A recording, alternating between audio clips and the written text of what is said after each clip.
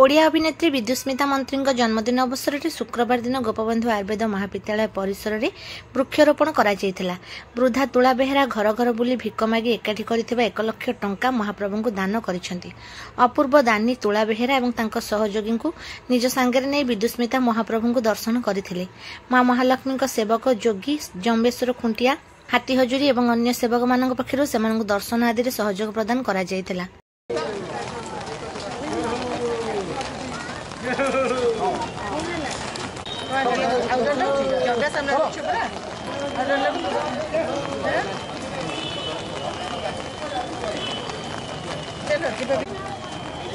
चलो